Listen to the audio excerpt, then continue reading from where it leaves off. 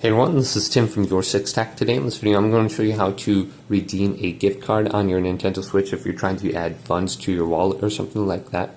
So we need to access the account information page, and one of the easiest ways to do that is just go to All Software, then go to Re-Download right here, and then choose your user.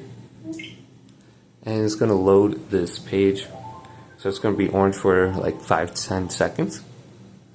And then we want to go up to the upper left, go to our name, and then we want to go to where it says available funds and go to add funds, orange.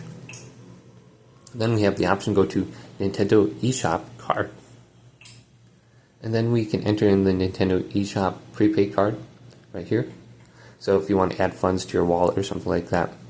Now if you're trying to add a subscription and it doesn't work under there, we can always go back.